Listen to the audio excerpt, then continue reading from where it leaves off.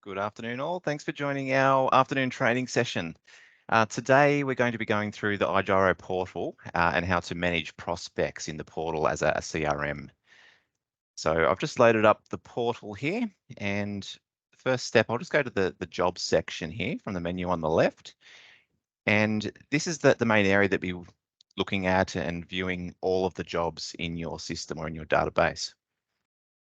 So we have a number of quick buttons here, the quick filters, just to tell you the number of jobs that are in each section here, each stage. Now, when you're first starting, if you don't have many jobs in the system, you may not have all of these buttons here. So don't panic. As you progress through and you start using some tasks against these jobs, these buttons will appear if you need them. So an example here is if you had no interested clients, that button would not show at all. In this case, we've got one. All right, so we'll just quickly go through these controls here. So obviously this database, we've got a number of jobs in here already. We've got 6 jobs in total. If we click on that all option there, you can see pretty clearly here, one of those is not proceeding. All right, now as we progress through these quick buttons here, we've got our active jobs. So these are all jobs all the way from prospect all the way to site. They'll still be in this active section here. So until they're completed and they move to the completed section or not proceeding, and you'll only be able to find them in this all button here. All right, so we've got none completed at the moment. We've got 2 sitting in here as prospects, 1 interested client, 1 prelim service fee paid client, and 1 contract signed. All right, now we've got a My Jobs button here as well. In this particular database, it doesn't do a great deal because all of these jobs were created by this user that I'm logged in as. If you're in a larger group, you've got many users in your system, for example, multiple salespeople, different roles in your business, this button will show just the jobs that you've created or just the jobs that you've been assigned to in some way on that job. All right, so I'll leave that just off for now, which will show all jobs in your database. Right, now as we look through this, actually I should go through and I'll create a new job to start with. So I'll create a brand new job from scratch. So to do that, we will jump up to this new job button here. And we get to fill in the client's details. Just typed in the first name and last name of the primary person on this job. It's created a contractual name for us. You can change these later, and you may find you want to adjust what that contractual name is. Like there might be under a company name, like building a home with you under a company name, or there might be multiple parties to this contract. So you might want to put some additional names in here as well. But I will leave it like that for now, and we'll click on save. All right, so this has created a brand new job for us in this database. Everything's pretty well blank. We can see our client details or client name that we typed in before just on that client tab. All right, so that gives you an opportunity to correct that if we had a spelling mistake, for example, or fill in all of their phone numbers. Shoot back to the job details tab, and you may like to try and create a job number fairly early on in the piece. There's some businesses that prefer to create a job number just when some money changes hands, and that's when you like to start keeping track of job numbers. But you can simply do that just by hitting generate, and that'll give you the next available job number in your database there. All right, contract price probably won't come till later on down the track. Once the client's ready to sign, you can fill that in. But obviously, site address, you probably want to fill that out pretty early on in the piece. Hopefully, your clients come to you with a block of land and they're going to build on their own land. And this is where you would store that information. So click on this little ... button here. And we'll fill out the site address details.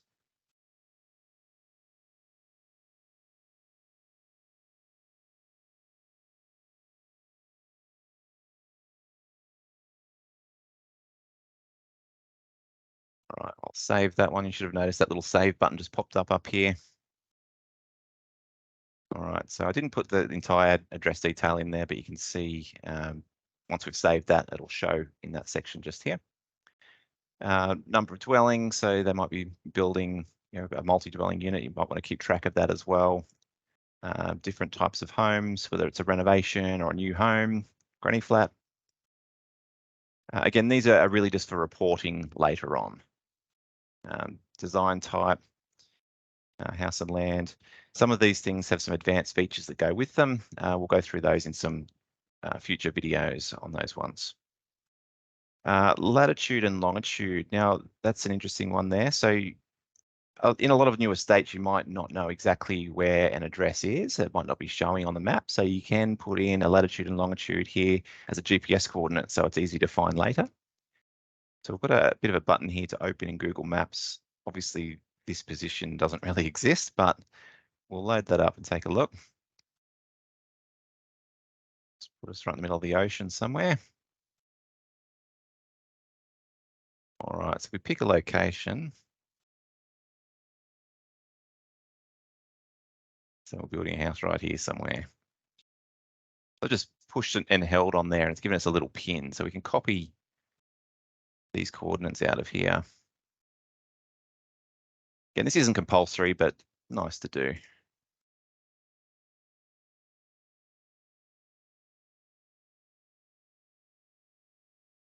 All right, now I'll save that one. I'll click that Google Maps now that we've got a GPS coordinate there. It should hopefully take us straight back to that pinned location. So good for your staff to track that home down at a later date if they need to. Okay, so another advantage of actually tracking this latitude and longitude here is this locality or the BOM weather. So we do track the weather for locations just so that you can track adverse weather days and account for that in your contract. So we select the weather stations from here. As long as we've got our GPS coordinates in there, it's going to sort this by the closest weather station available. So you can see it tells you the number of Ks away for each of these weather stations. So most of the time, you're probably going to pick the closest one.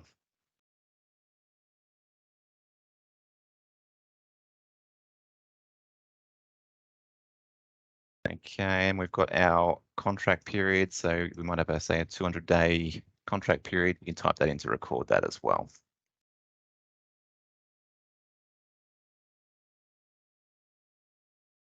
All right, we'll just jump back over to that client tab.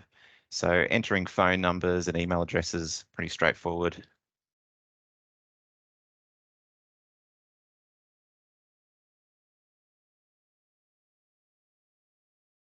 All right, and these addresses are similar to what we found on the job details page for the site address, but say the physical address of this person, click on the button and fill out the details.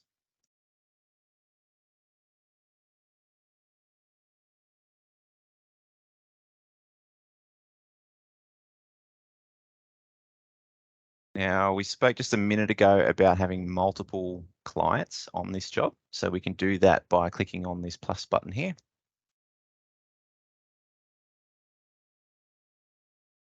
Just take a second. That's given us another card that we can work with. So we can have a second person.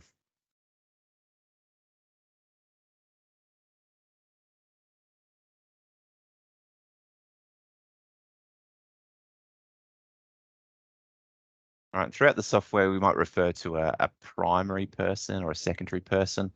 You can set that or make changes with these buttons here. So you can see this person set as the primary, but we can change that by changing the option and clicking save. All right, so in this case, we've added another person. You may like to go back to the job details and potentially change this contractual name as well.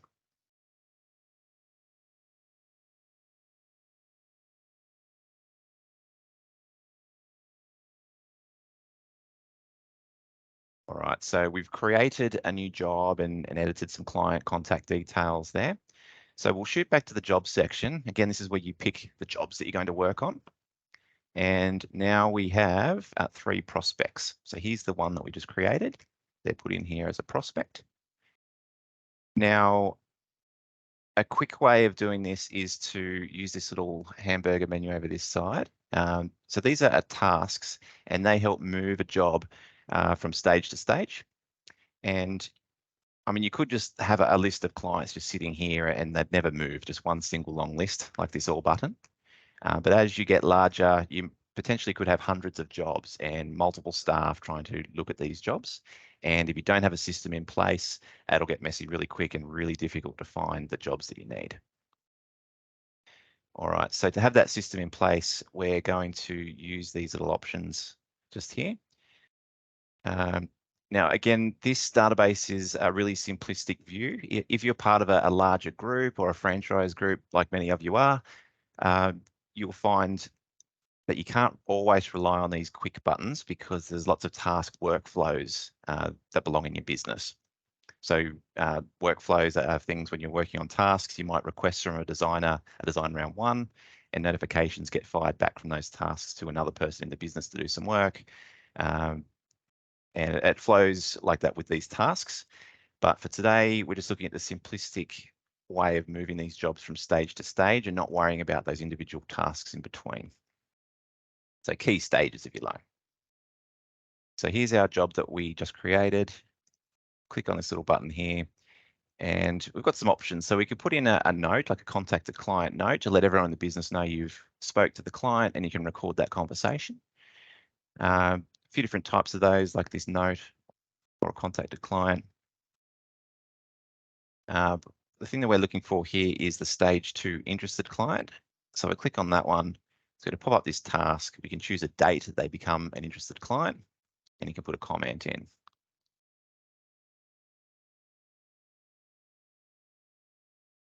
All right, we'll save that one. So they've been removed from this prospects tab. But if we click onto the interested client now, they've moved across to here. All right, so we can continue to progress these through here. So next thing, we might do a prelim service fee paid with that client. Save that one. Again, they're removed from that interested client tab, and they've moved across to this prelim service fee paid. All right, contract signed is the next logical thing to happen here. I'll move to contract signed. And then we might be ready to move to site. So we'll put in site establishment approved. So before I do that, notice there's going to be a button here that'll show up in a minute saying that a job has gone to site. So it'll show all of your jobs that are currently on site. So it's not there at the moment because we've got no jobs sitting in that stage. But when we do this, okay, we've got one on site there now. That's our job. All right, so that was simply moving a job from stage to stage. Now, other things we may like to do here is a person that is, say, not proceeding. So you do want to keep your prospect database nice and tidy. You don't want to waste time looking at them. So if you decide that a client's moving on or will no longer build with you, we'll choose the not proceeding task option here. And good practice to put a comment as to the reason why.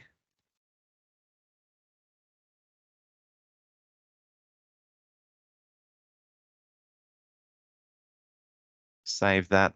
That will no longer be in that prospect section there. And to find a not proceeding job, you have to find it in this all list here.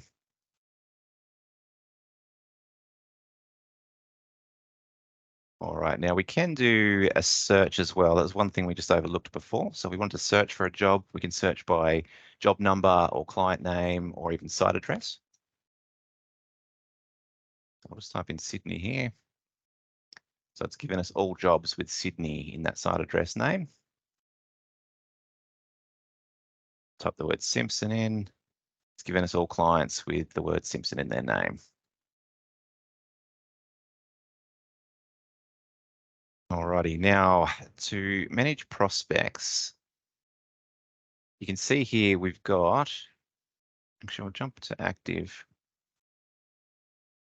So we've got a number of jobs sitting here. This contacted column is telling us when the last time you contacted that particular client, which is on the 20th of the 12th, 23.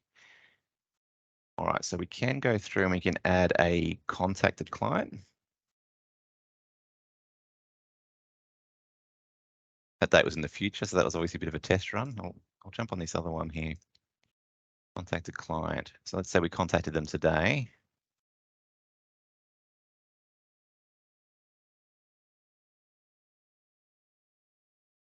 Okay, so we can see we contacted them on the 14th of the 12th. That's the last date. And if we want to contact them in the future, we can set our little due dates for us as well. So we'll do another contact a client. And instead of putting a date on here as a completed date, we're going to pick a due date. So we might want to contact them next week.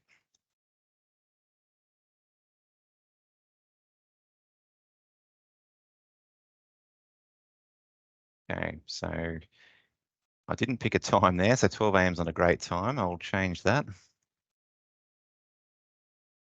Let's do a 11:30 in the morning appointment time. It's a bit better. All right, now I'll do one more on this job here.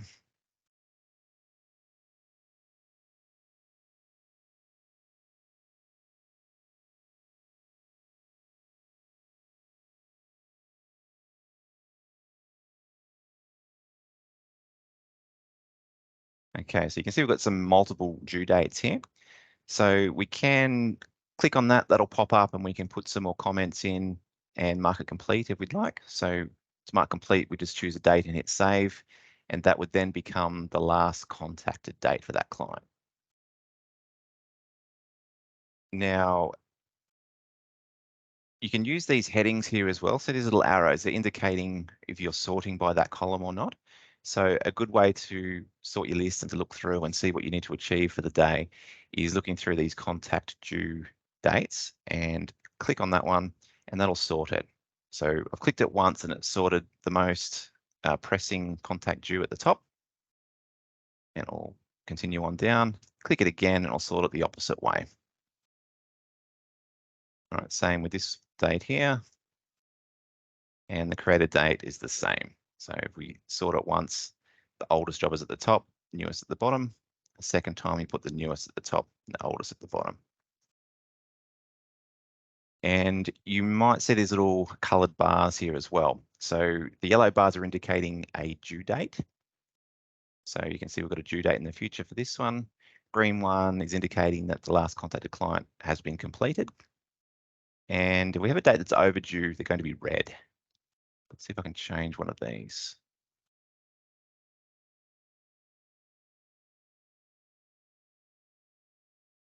Right, sorted that again. That's the oldest or the most recent contacted due, and it's overdue now, marked in red, just as a quick visual for you.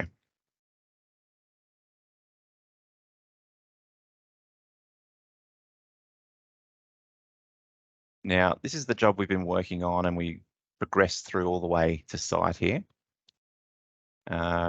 Just for reference here, to put it into the complete column, we've also got that one last option, which is final payment received. So if you click on that one, we'll save that. And it's popped that now into our completed section here. Now, to show you what that's actually doing in the background, we'll go into the job and we'll go to the tasks tab. And each one of those tasks that we've clicked has actually put a record in here. So each one of these has got a date, recorded the date, and in the future, you'd use that as reporting in your system. So you can generate reports and tell you how long it took to go from, say, first contact to a site establishment approved or to a contract signed. Now, if you want to make changes, you can double click that and just change the dates.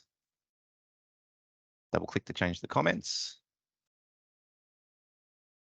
And for more advanced settings on this task, we can double click and that'll allow you to change these dates and time a bit more granular. All right, so I did mark off that final payment received, but let's just say that we didn't want that to happen. We're still on site. It's just a matter of coming into here and deleting that tasks out. So I've just highlighted the row and clicked delete on my keyboard, and that's deleted it.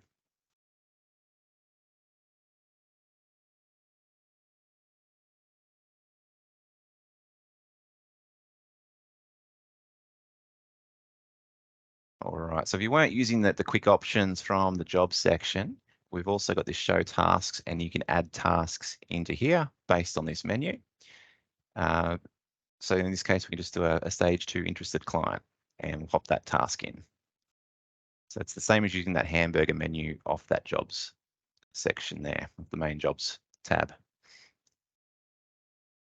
Premium service fee paid, contracts signed. You'll notice when I add these in, they're getting removed from this list as well. So I'll click on contract signed. If we come back in here, that will no longer be there. Contract signed is not an option. It's because we've already added it to the job.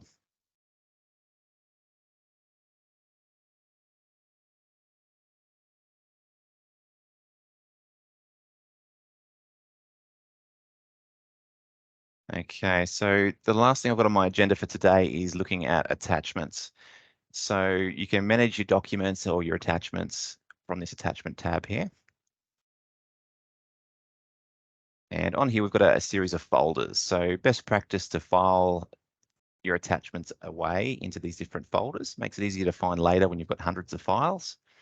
But it also adds some flexibility a bit later on when you've got some more advanced features happening and you're doing quote requests and purchase orders. You can use this folder structure to help you automatically attach the right attachments to go to your suppliers. So to attach something, we can select a folder. So this photos folder, for example, we'll select files and I'll just choose one of these to add. Okay, that's added that file. You can also just drag and drop it in. So I've got a window here. I'll just drag one of those files in and you drop it just onto here. And we've ended up with 2 files there. We've got a little button here that'll show a thumbnail. So if they're image files, it'll allow you to see the thumbnails and larger pictures.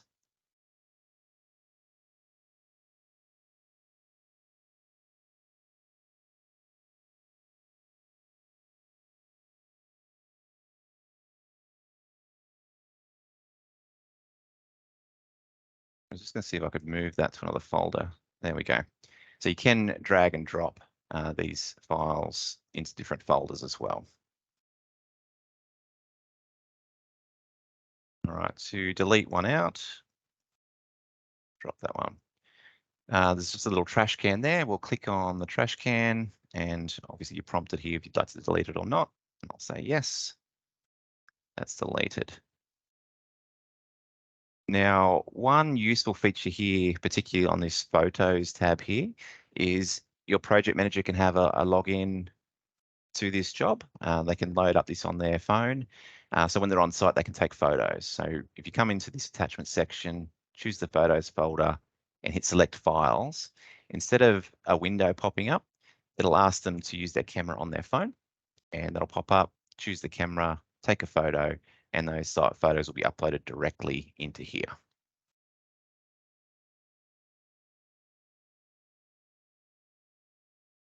All right, so feel free to ask any questions if you have any at this point.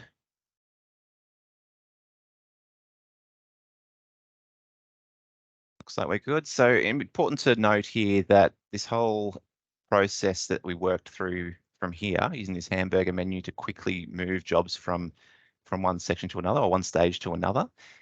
If you're using advanced task rules, you may have some other workflows that you'd need to work through directly from the tasks tab rather than using these quick rules. Tim, Gary did have a question a few minutes ago. Maybe you can unmute Gary in case that question wasn't answered. Hello, Gary. I've just turned on your microphone.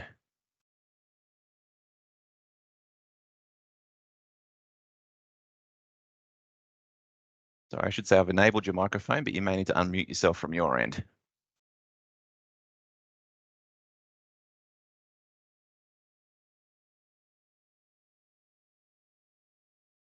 All right, I think we might have lost Gary there.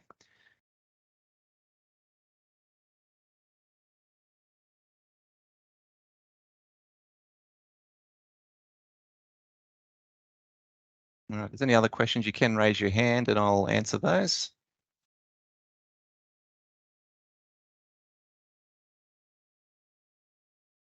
Looks like we're good. All right, well, thank you for joining, everyone. So this recording will be available in our Knowledge Library and Heights platform at a later date. Thanks for joining, and we'll see you next time.